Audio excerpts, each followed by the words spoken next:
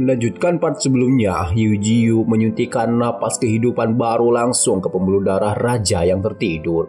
Dengan penguasaan Yujiu atas unsur kehidupan, ia mampu menghidupkan kembali Raja Binatang Laut sebagai boneka. Ia memiliki kendali penuh atas tindakannya, jadi ia melepaskan raungan yang melintasi 7 lautan menggunakan air sebagai media. Raungan itu mencapai seluruh dunia bawah laut. Yujiu mulai kehilangan harapan ketika tidak ada satupun yang datang. Ia mulai berpikir bahwa ia memilih tempat yang salah, tetapi keraguan itu tidak perlu. Setiap binatang yang rentan terhadap panggilan raja datang berbondong-bondong. Binatang laut dari segala bentuk dan ukuran, semuanya kuat, mengindahkan panggilan pohon dewa. Melihat begitu banyak binatang laut yang kuat sungguh luar biasa. Jika mereka bergabung dalam pertempuran 3 tahun lalu, umat manusia akan dimusnahkan. Karena Raja Binatang Laut itu menyembunyikan kartu trafnya, keenam lainnya pasti melakukan hal yang sama. Gatri menyapa suku laut dengan pertanyaan apakah mereka bersedia menjadi pengikutnya. Mereka bisa menjadi bagian dari era baru di bawah kepemimpinan raja baru. Tanpa konfirmasi lisan, sulit untuk mengatakan apakah monster-monster ini setuju atau tidak. Namun, di sudut terpencil di kedalaman, salah satu raja laut yang tersisa mendengar raungan aneh itu. Dia juga merasakan suku binatang laut yang tidak aktif itu terbangun begitu tiba-tiba. Satu-satunya penjelasan yang masuk akal adalah bahwa Raja Binatang Laut telah kembali atau raja baru telah muncul. Apapun itu, dia perlu memeriksa semuanya. Menggunakan Flood Dragon sebagai tunggangannya, Raja Putri Duyung berjalan menuju sumber anomali itu. Gatri juga merasakan kehadirannya mendekati posisinya. Bahkan dia harus mengakui bahwa energinya cukup kuat. Raja Putri Duyung Laut dalam Transcendent Order ketiga, Elsa, telah tiba bersama kawanannya. Gatri tahu tentang Raja Putri Duyung ini. Hibidra, ikan manusia ini, datang pada waktu yang tepat untuk memeriksa kekuatan pasukan binatang laut barunya. Dengan bantuan jejak raja, Yujiu berhasil menyatukan binatang laut yang tidak aktif untuk bertindak sesuai perintahnya. Elsa tidak menyangka bahwa dia harus berjuang untuk hidupnya. Beberapa binatang yang dibawanya menghalangi pasukan ikan itu, sementara Elsa mencari akar pohon dewa yang menghilang begitu saja. Tindakan menghilangnya itu efektif, memberi Yujiu kesempatan untuk melakukan serangan diam-diam. Elsa secara naluriah memasang perisai melindunginya dari serangan dadakan. Perisai itu mungkin menghalangi dampak langsung, tetapi Yujiu mampu menggigit benda seperti itu. Begitu penghalangnya runtuh, Elsa melemparkan serangan gelembungnya. Serangan itu tidak memiliki kekuatan yang merusak, tetapi cukup untuk mengalihkan perhatian. Sayang baginya, trik kecil seperti ini tidak berguna melawan pohon dewa. Dia dengan cepat menutup celah dan menyiapkan serangan es bawah air.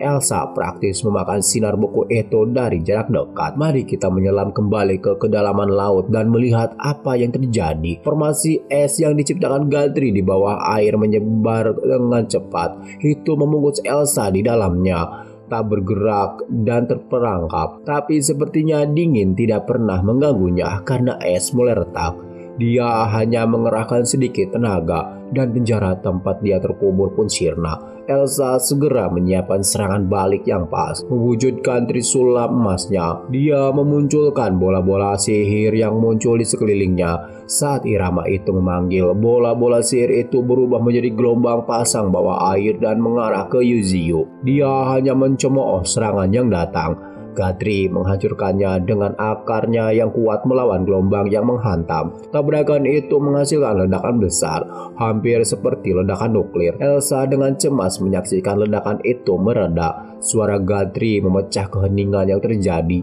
Ia mengakui bahwa wujudnya saat ini tidak cukup untuk melawan Putri Duyung. Kemudian ia menggunakan wujud andalannya untuk bertarung dan siap bertarung lebih keras di ronde kedua. Raja Putri Duyung tidak menyukai gagasan tentang pohon mutan ini yang mencoba menyerang wilayah samudra. Mungkin sudah waktunya untuk melupakan semua kepura-puraannya dan Elsa memanggil makhluk terkenal itu dengan nama aslinya, Yujiu. Ia tidak terlalu terkejut bahwa Putri Duyung itu mengetahui identitasnya di kehidupan sebelumnya. Paus yang ia hancurkan bertahun-tahun lalu juga mengetahuinya. Sementara pertarungan memperebutkan dunia air memanas, rencana dalam rencana juga beralih ke Federasi Kebebasan, negara yang berada di puncak teknologi manusia. Seseorang tinggal di ibu kota federasi, kota langit metropolis baja. Seorang pria berpenampilan seperti magnet bernama Yuli mengawasi negara itu sebagai penguasa magnetisme. Dengan level orde ketiga yang transenden, ia dapat melihat federasi menderita akibat perang, pertempuran yang tidak disukai siapapun. Ia menganggap keberadaan pohon mutan yang tabu sebagai hal yang baik bagi umat manusia. Yuli menoleh ke rekannya dan mengingat manusia pertama yang berhasil menembus orde ketiga, Xiaoqing dari federasi. Berikutnya adalah Raja Kesatria dari Kekaisaran Matahari Tengah Malam dan orang suci dan wanita suci Eropa. Tak lama setelah itu, uskup baru dari aliansi 10 bangsa, dan akhirnya giliran Yuli untuk mencapai yang tak terjangkau. Di antara semua orang yang mencapai puncak, Master Magnetisme dengan suara bulat dijuluki sebagai yang terkuat. Bahkan dengan reputasinya, ia tahu bahwa ia tidak dapat menandingi binatang buas seperti pohon mutan sendirian. Status quo perlu diubah ketika mereka ingin terus eksis. Jadi Yuli bermaksud mengundang para pemimpin dan kebanggaan surga ke setiap negara untuk berkumpul guna membahas masa depan umat manusia. Karena bagaimanapun juga, variabel yang tidak diketahui yaitu Gadri masih merupakan pedang bermata dua bagi umat manusia. Salah satu undangan telah sampai ke kota Inferno di Federasi Huaxia. Xiaoqing sudah menduga Yuli akan mengulurkan tangannya ke wilayahnya. Jadi dia membakar undangan itu menjadi abu sampai berhamburan tertiup angin. Dia tidak peduli dengan pertemuan itu. Sudah waktunya baginya untuk bersatu kembali dengan tuannya. Berbicara tentang tuan, bos besarnya Gadri masih terjebak dalam pertempuran yang tidak menguntungkan di bawah laut. Elsa telah memanggil gerombolan binatang laut yang marah untuk bertindak sebagai prajurit yang dapat diandalkan. Namun Gadri juga memiliki beberapa penembak dan penggigit di lautan. Ini dengan cepat berubah menjadi perang besar-besaran. Dia terkunci melawan Raja Putri Duyung dan Trisula emasnya yang sangat besar. Dengan wujud tempur Yuziu yang diaktifkan, bilah daun terbang yang bisa dilepaskan lebih tajam dari sebelumnya. Tapi perisai pelindung Elsa mungkin agak terlalu kuat, mengingat dia memiliki keuntungan sebagai tuan rumah. Tepat setelah pertahanannya yang sempurna, dia melepaskan beberapa gelombang suara yang memekakan telinga. Serangan Sonic yang terkonsentrasi itu begitu kuat sehingga bisa secara fisik memotong dan menghancurkan. Yuziu akhirnya menyadari bahwa kekuatan Raja Laut dalam berlipat ganda di bawah laut. Lebih buruk lagi, Elsa meningkatkannya dan mengubahnya menjadi wujud binatang buasnya. Dengan kecepatan yang ditingkatkan dan sirip gelap yang menutupi tubuhnya, seluruh gaya bertarungnya berubah menjadi pola yang lebih agresif. Dia dengan cepat memasuki jarak tersebut tanpa terluka dan menyentuh tubuh keras Yuziu. Di tempat yang disentuhnya, teritip mulai muncul secara spontan. Dari hanya satu atau dua, ratusan teritip dengan cepat tumbuh dan membatasi gerakannya. Tidak hanya itu, tetapi benda-benda ini juga menyerap kekuatan rohnya dengan cepat. Hanya dengan kartu trap Elsa, semakin banyak kekuatan roh yang dimiliki musuh, semakin cepat teritip tersebut tumbuh dalam jumlah dan ukuran. Mereka akan terus berkembang biak sampai target benar-benar kehilangan kekuatan rohnya. Di bawah gunung teritip yang menjijikan, sebuah suara tenang mendesak Putri Duyung itu untuk pergi ke permukaan karena tinggal di bawah laut adalah pemborosan besar-besaran bakatnya. Mendengar suara yang mengiringi, Elsa menjadi bingung dan takut. Dia punya alasan bagus untuk menjadi kedua hal itu. Kontrol guntur Gadri menghantam Putri Duyung yang tak berdaya. Kerusakannya diperkuat oleh air. Pada saat yang sama, sejumlah kekuatan spiritual yang mengerikan mulai merembas keluar dari gunung teritip. Yuziu muncul dari inti monster itu. Dia tidak terluka, meskipun sedikit terkuras. Dia dengan cepat mengambil tubuh Raja Putri Duyung yang tidak sadarkan diri menggunakan akarnya, mencegahnya tenggelam ke kedalaman. Gadri membuka mata surgawinya yang sempurna sambil membuat tubuh Elsa lebih dekat ke tubuhnya. dia mengaktifkan salah satu ruang independen mata itu, dimensi kehidupan. Yuzio bersungguh-sungguh dengan apa yang dikatakannya. Potensi wanita ini terlalu bagus untuk dilewatkan. Jadi jika dia akan jatuh ke permukaan, bahkan jika itu berarti menjebaknya dalam dimensi kehidupan, Elsa sadar kembali di tengah ruang yang aneh dan kosong, di mana esensi kehidupan memancar di mana-mana. Dia masih terikat oleh cengkraman kuat akar Gadri yang tidak bisa dihancurkan. Begitu dia sedikit tenang dan melihat sekeliling, dia tidak bisa tidak bertanya-tanya di mana dia sebenarnya. Sementara itu, Yuzio sibuk mengevaluasi jendela statusnya. Kemampuannya adalah lagu Putri Duyung,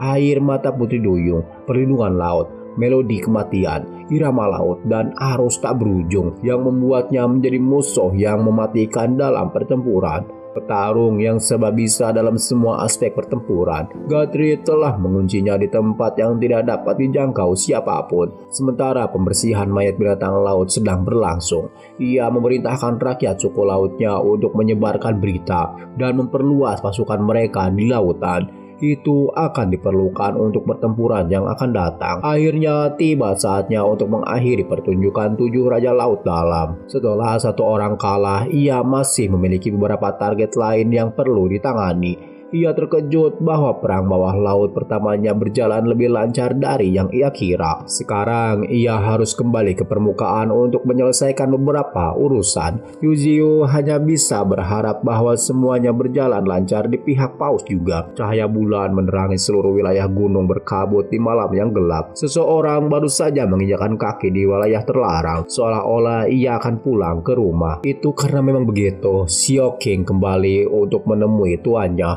setelah waktu yang lama. Yuzio kembali dalam bentuk utamanya. Rona neonnya kontras dengan tanaman merambat merah tua. Sudah lama sejak ia berbicara dengan wanita istimewa ini. Awalnya ia terlalu khawatir bahwa manusia mungkin mulai curiga dengan ketidakhadirannya. Namun Xiao King meyakinkan tuannya bahwa kota Inferno berada di bawah kendalinya sepenuhnya. Bahkan jika dia menghilang selama setahun penuh, orang-orangnya tidak akan berani mencurigainya. Xiao King tidak datang dengan tangan kosong. Dia menukar jantung naga putih untuk hadiah yang luar biasa. Yuzio dengan gembira membuka kotak kecil itu dengan hati-hati. Sekali melihat isinya saja sudah cukup membuatnya berteriak kaget. Di dalam kotak itu ada semacam benih misterius. Xiao King menjelaskan bahwa itu adalah benih pohon alam. 2 tahun lalu, Federasi menemukan pohon salame yang memiliki kecerdasan di dalam salah satu daerah terlarang. Mereka terlalu takut akan insiden pohon iblis lainnya dan tidak menyia-nyiakan sumber daya untuk menyingkirkan salam itu. Setelah penyerbuan, mereka menemukan benih di dalam pohon itu. Setelah menganalisanya, Yuzio menyimpulkan bahwa benih salam itu adalah jantung makhluk itu. Benih ini dapat dianggap sebagai harta karun tingkat atas baginya, tetapi menyerapnya langsung akan menjadi sia-sia. Menaruhnya di salah satu dimensi mata surgawinya untuk disimpan dengan aman. Mereka hanya akan memikirkan penggunaannya yang paling efektif untuk nanti. Melihat tuannya dengan santai mengeluarkan mata surgawi yang sempurna merupakan kejutan yang cukup besar bagi Xiao King. Yuzio suka memamerkan bawahannya dari waktu ke waktu. Dia mungkin pohon, tetapi dia tetap suka dipuji. Tiba-tiba dia mulai merasakan sensasi mual yang datang dari dalam. Dia mulai memuntahkan isi tubuhnya, membuat Xiao King khawatir karena dia tidak pernah mendengar tentang pohon yang muntah. Gadri mengira ada yang salah dengan tubuhnya. Ia berasal dari dimensi kehidupan, jadi Putri Duyung itu pasti sudah bangun dan beraktivitas sekarang. Dia segera membuka mata surgawinya lagi untuk memeriksa apa yang terjadi di dalam dimensi kehidupan. Bahkan Xiao King pun dilibatkan untuk menemui Raja Putri Duyung secara langsung. Dia dengan acuh tak acuh mengabaikan fakta bahwa dia telah menculik salah satu dari 7 Raja Laut Dalam. Permaisuri Api tidak percaya dengan apa yang didengarnya. Sepertinya tuannya yang aneh itu benar-benar kembali. Dimensi kehidupan dulunya adalah gurun tandus yang tidak memiliki apapun selain atmosfer yang penuh vitalitas. Namun sekarang tanah telah dipenuhi dengan mutiara berharga yang tak terhitung jumlahnya. Berdasarkan kilauan, kualitas dan ukuran mutiara ini, masing-masing mutiara seharusnya berharga. Di tengah-tengah semua mineral organik itu ada Raja Putri Duyung yang tenang. Dia jauh lebih besar dari dari yang dipikirkan Xiaoqing. Menyadari bahwa ada beberapa wajah baru di tanah tandus itu, Elsa mengalihkan fokus pada para pengunjung. Begitu dia melihat Gatri, dia mulai menjelek-jelekan pohon mutan yang bau itu dan menuntut untuk dilepaskan. Rencana penghinaannya di taman bermain tepat sasaran. Penghinaan terhadap tuanya itu tidak akan berhasil bagi Xiaoqing. Dia mengancam akan memanggang dan memakan putri duyung itu jika dia terus memfitnah. Mereka bertanya padanya apa yang terjadi dengan semua mutiara yang tersebar di seluruh tempat itu, dan Elsa menjadi defensif, bersikeras bahwa mutiara itu tidak berasal dari air matanya karena dia tidak menangis. Dia mencoba memikirkan alasan untuk mutiara itu, tetapi yang terbaik yang bisa dia pikirkan adalah bahwa mutiara itu berasal dari kencingnya yang bahkan kurang bermartabat daripada air mata.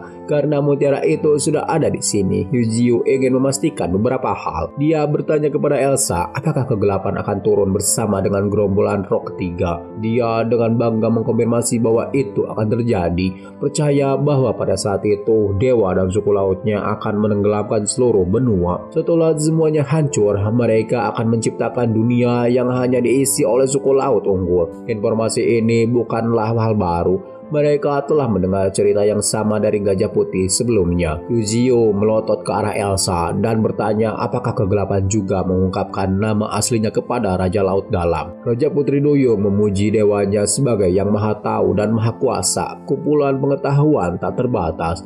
Dia hanya menunggu gelombang spiritual meletus sehingga dewa kegelapan dapat mengakhiri penghuni permukaan. Dia bertanya apakah menurutnya membocorkan rahasia seperti ini adalah ide yang bagus. Elsa tersenyum puas, yakin bahwa bahkan jika dia membocorkan semuanya, tidak ada yang dapat dilakukan siapapun untuk mengubah hasil rencana ini. Yujio tenggelam dalam pikiran oleh pernyataan itu. Kemudian dia berbalik untuk pergi bersama Xiaoqing. Melihat penculiknya hendak meninggalkannya sendiri di tempat kosong ini lagi, Elsa menuntut untuk mengetahui berapa lama dia akan tetap terkunci. Jawabannya sederhana, dia bisa terus bertahan sampai Gatri terbunuh oleh kegelapan. Itu akan menjadi akhir yang mengerikan. Tetapi Elsa juga bisa tetap berada di dimensi ini sampai anak laki-laki kita tubuh membunuh kegelapan dengan tangan kosong. Dan yang kumaksud dengan tangan kosong adalah akar dan tanaman merambat. Gatri dan Xiaoqing muncul dari dimensi kehidupan. 2 bulan lagi dari sekarang, manusia akan berkumpul untuk konferensi dunia. Tetapi gelombang roh akan meletus dalam 10 hari. Akan menjadi apa dunia saat itu adalah misteri. Yujio hanya bisa berharap untuk mencapai puncak ordo keempat saat gelombang spiritual dimulai. Dia menyadari bahwa kekuatan roh akan dipancarkan oleh bulan entah bagaimana. Jadi sebuah ide muncul di benaknya. Mungkin dia bisa menanam benih lauler di bulan sehingga bisa tumbuh dengan kekuatan bulan. Tetapi dengan kemampuannya saat ini, bahkan dia tidak yakin apakah dia bisa mencapai sejauh itu. Hanya untuk mengujinya, Gatri mengeluarkan Void Root miliknya dari kedalaman bumi. Ia memutuskan akan mencoba dan melakukan perjalanan ke bulan.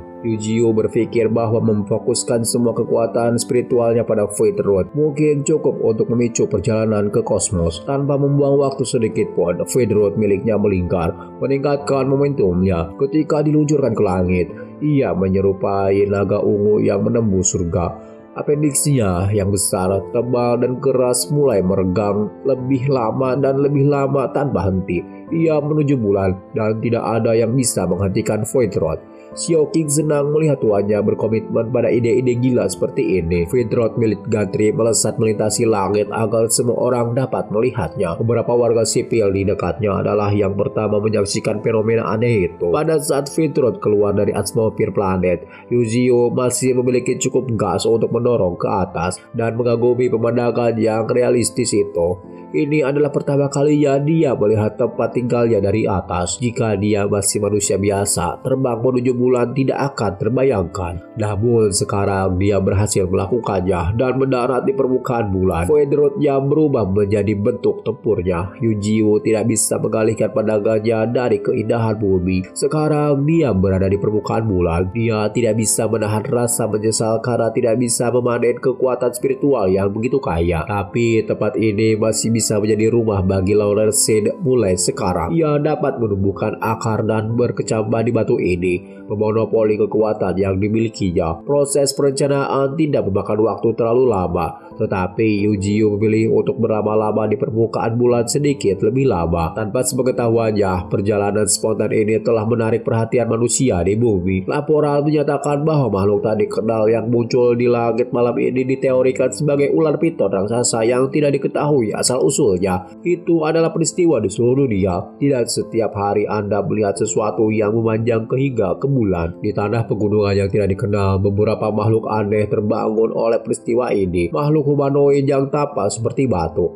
seolah-olah terbuat dari batu, menegaskan bahwa ini adalah sinyal bagi ras Titan. Telah dinubuatkan bahwa sesuatu yang mirip dengan ular yang meraih ke bulan akan menjadi nabi para Titan. Eugeo akhirnya menyelesaikan tugas kecilnya dan memutuskan untuk kembali turun. Bulan dipenuhi dengan kekuatan spiritual elemen es, jadi dia menyesal tidak memiliki cukup kekuatan spiritual untuk menjelajahi lebih jauh. Dia melompat dari permukaan bulan dan akar kekosongannya mulai kembali turun ke planet ini. Seluruh bencana ini mengguncang seluruh dunia.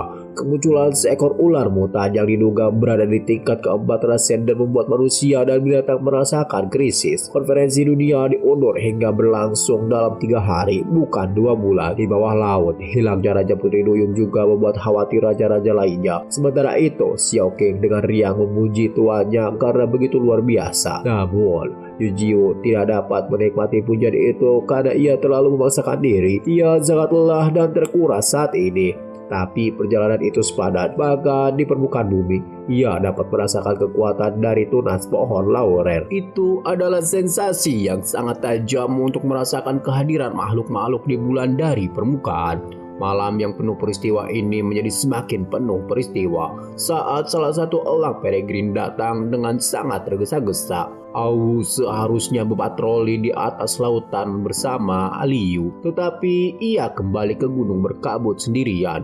Burung yang panik itu membawa beberapa berita buruk yang mendesak. Eugeo menjadi tegang setelah mendengar itu. Mereka tidak mampu menanggung variabel gila apapun saat ini karena Au telah rajin berpatroli di lautan. Berita buruk tentu saja datang dari air juga. Kapal perang manusia sedang dalam perjalanan dan Raja Laut Dalam akan mencapai tingkat evolusi dan kultivasi berikutnya. Pertarungan yang tak terelakkan antara manusia dan Raja Laut Dalam akhirnya dimulai. Di pucuk pimpinan pasukan manusia adalah orang terkuat manusia, ahli magnet, yaitu Yuli. Armada Federasi Kebebasan sangat besar dan mengesankan. Sepertinya mereka telah mengirim seluruh pasukan bersenjata mereka ke laut. Jajaran Federasi Huaxia juga tidak buruk. Mereka tidak akan kalah dibandingkan dengan pengarahan pasukan negara lain. Yuli berdiri di pucuk pimpinan. Dia bisa mencium bau busuk kematian yang berasal dari air. Itu karena lapangan itu dipenuhi dengan mayat makhluk laut sejauh mata memandang. Cahaya misterius mulai memancar dari bawah air dan ke langit. Yuli bersuka cita, tampaknya mereka berada di jalur yang benar. Sasaran serangan ini ada di depan. Ia memberikan perintah untuk menghentikan serbuan seluruh armada. Ia bermaksud memeriksa sendiri situasinya terlebih dahulu. Menyelimuti tubuhnya dengan kekuatan magnet, manusia yang disebut terkuat itu terbang ke wilayah musuh. Segerombolan ikan buas sudah menunggunya dengan mulut terbuka lebar. Ia belum jauh dari armada itu, tetapi Yuli sudah dikepung di semua sisi. Namun, kengerian itu tidak membuatnya takut. Bahkan hal itu tidak membuatnya gentar. Ia memandang mereka seolah-olah mereka bukan apa-apa. Yuli membuka intercom dan memerintahkan orang-orangnya untuk mengaktifkan rudal roh terpadu. Markas besar menerima perintah itu dengan segera dan segera mengikuti instruksi pemimpin mereka. Rudal roh dulunya adalah serangan tingkat kartu traf. Tapi manusia kini mampu menjadi liar dengan kuantitasnya. Para pemimpin negara lain mulai menerima pembaruan tentang serangan laut ini dan rentetan serangan Yuli. Kepala Federasi juga memerintahkan mengaktifkan meriam orbit roh mereka.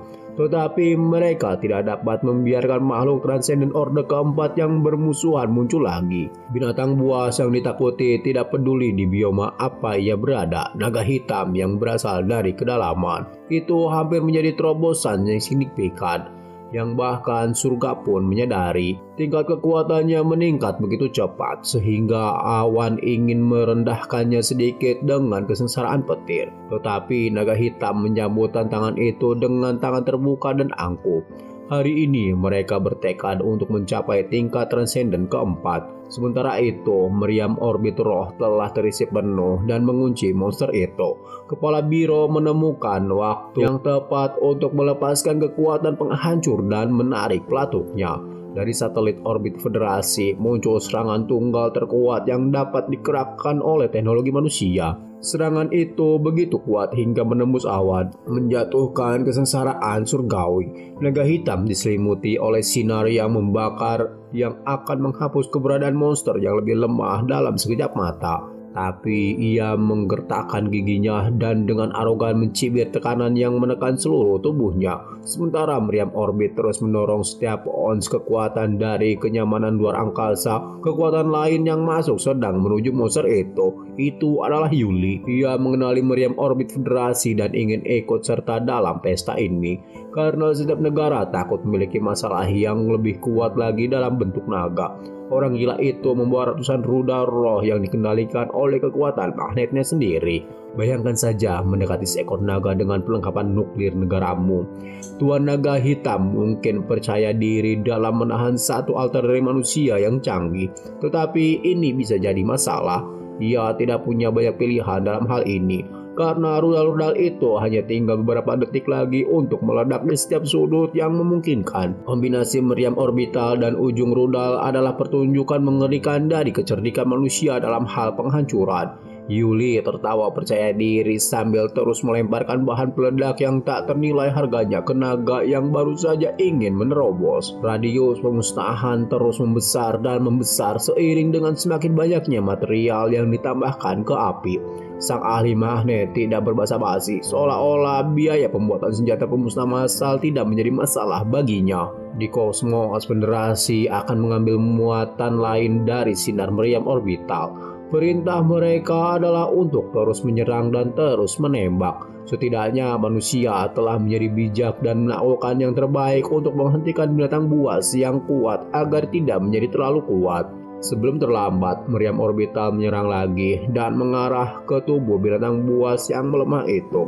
Sepertinya Yuli telah kehabisan amunisi besarnya saat dia menyaksikan kekuatan meriam itu dari dekat. Meskipun itu adalah senjata yang dibuat oleh negara lain, dia tetap tidak bisa tidak mengagumi kekuatannya. Namun, bahkan setelah semua itu, mata naga hitam yang mengancam masih mengintip melalui asap saat serangannya mereda. Dia lebih marah dari sebelumnya dan musuh terdekat di sekitarnya adalah penguasa magnet yang terbang bebas. Yuli mengutuk dirinya sendiri dan binatang buas itu, dia mungkin telah mengacaukannya. Sama seperti meriam orbital, naga hitam itu juga memiliki serangan yang didukung oleh kekuatan roh yang hampir tak terbatas yang dapat melenyapkan semua yang terlihat. Orang ini mengeluarkan kartu terbaik kuno dan makhluk naga itu ditujukan hanya pada manusia yang menyebalkan itu. Terbang ke sana kemari dan melemparkan bom nuklir yang mengganggu. Biro Federasi mendapat konfirmasi visual bahwa target mereka tidak hancur. Lebih buruk lagi, kekuatan rohnya masih terus meningkat tanpa henti. Mereka melakukan yang terbaik, tetapi dorongan yang tangguh itu masih akan menyelesaikan terobosan. Pada saat ini tidak jauh dari aksi tersebut, ada beberapa penonton tak terduga yang menonton dari pinggiran lapangan. Itu adalah akar Void Gadri dalam bentuk ular Void bersama dengan anak didiknya Sioking. Dia bertanya kepada tuannya apakah mereka akan mengulurkan tangan membantu manusia yang sedang berjuang. Itu tidak menentang gagasan untuk membantu, tetapi tidak perlu terburu-buru. Mereka bisa menunggu dan melihat sedikit lebih lama. Sioking ingin tahu apa yang akan dilakukan tuannya jika naga itu berhasil menerobos. Untuk menghilangkan rasa ingin tahu mereka, dia memutuskan untuk menggunakan ular Void untuk mengintai situasi sebenarnya dari dekat. Akar Void milik Gadri saat ini tampak lebih seperti makhluk naga sungguhan daripada akar pohon. Armada Federasi Kebebasan akhirnya memutuskan untuk membuat diri mereka berguna dengan menghujani kapal mereka dengan artileri kaliber tertinggi yang dapat dibawanya. Itu efektif dalam menghadapi binatang laut yang berkeliaran yang sangat ingin memakan kapal logam. Hal yang sama terjadi di pihak Federasi Huaxia. Mereka dengan cepat meningkatkan jumlah korban binatang laut yang tampaknya tak terbatas, menyerang tanpa pandang bulu. Peluru dan bahan peledak menargetkan binatang buas yang sebagian besar sudah mati sebelum menyerang. Sementara itu, dalam pertarungan yang benar-benar penting, Yuli bergerak dengan keyakinan baru. Itu karena dia baru saja mendapatkan sejumlah rudal roh terpadu untuk dimainkan. Setidaknya dia bisa bertahan. Beberapa kemiripan dengan peluang melawan napas naga sungguhan. Tabrakan antara makhluk naga dan makhluk naga menghasilkan ledakan kehancuran yang keras. Naga hitam hampir terkesan dengan jenis senjata yang dapat dibuat manusia dengan kemampuan mereka yang lemah. Yuli bangga akan hal itu. Untuk menghadapi naga ini, ia dengan senang hati akan menggunakan puluhan ribu peluru kendali roh untuk membunuhnya. Saat ini ia hanya menggunakan beberapa ratus kapsul kematian. Ia benar-benar memiliki lebih banyak lagi dari mana asalnya. Menanggapi ancamannya, naga hitam menyulap tornado di tengah lautan. Puting beliung ini yang berputar dengan kecepatan yang tak terbayangkan mulai berputar dan berputar satu sama lain. Biro Federasi memiliki pandangan yang jelas terhadap tornado raksasa itu, memperkirakan masing-masing tornado berada pada level 10 pada skala kekuatan. Itu adalah kemampuan mengubah cuaca yang belum pernah terjadi sebelumnya.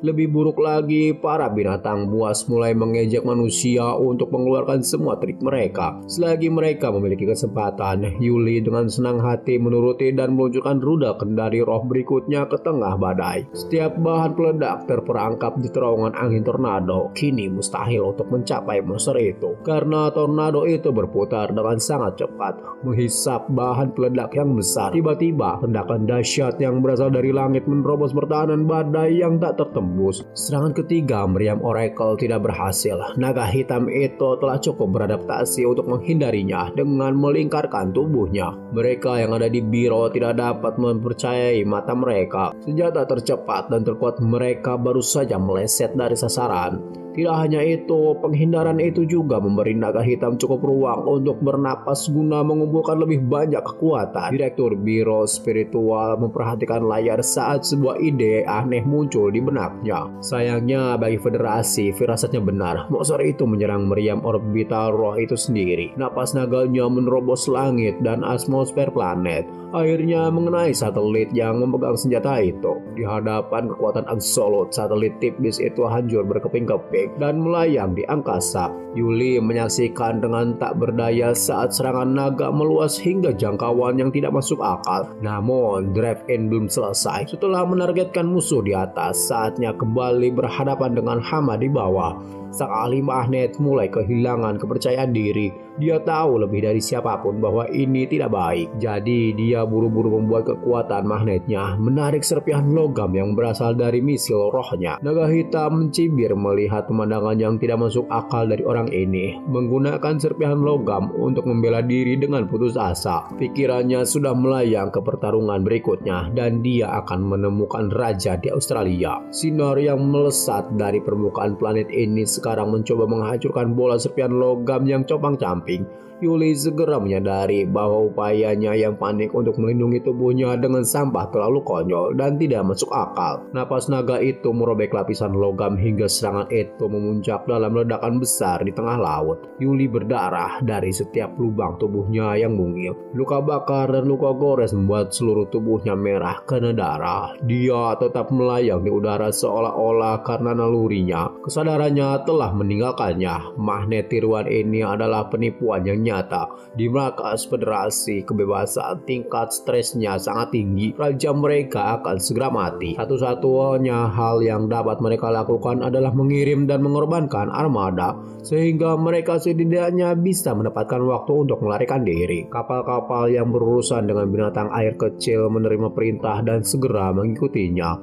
Armada dari Huaxia juga telah menerima bahwa ahli magnet Federasi kebebasan berada dalam situasi yang fatal. Sang kapten segera memberikan perintah untuk berkoordinasi dengan armada lain untuk melindungi sang raja, karena meskipun mereka berasal dari negara yang berbeda, manusia tidak mampu kehilangan apa yang disebut sebagai yang terkuat.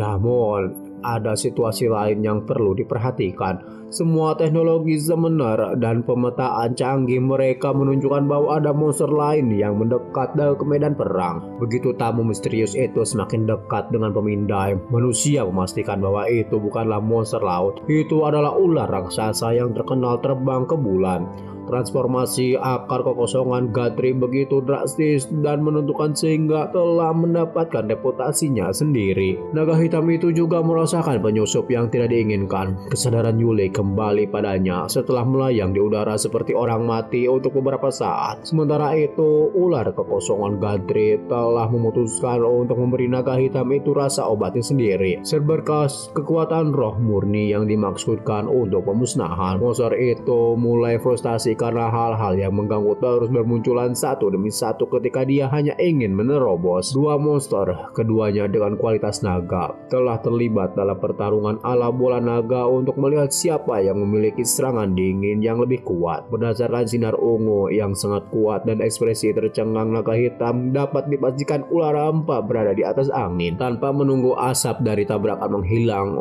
ular void datang, meraung dengan mulut terbuka lebar. Sasarannya adalah tubuh naga hitam yang tangguh. Ia mendaratkan gigitan pada rangka yang cukup kuat untuk menahan bom dan meriam orbital yang tak terhitung jumlahnya. Ular void Gatri mencengkram bagian belakang leher naga dengan taringnya, seolah-olah ia berutang padanya. Yuli telah sadar kembali sepenuhnya dan menyadari bahwa ia mungkin terbebas dari masalah dengan datangnya petarung baru. Orang-orang yang berdiri di markas merasa bingung dan sedikit optimis dengan penampilan ular itu.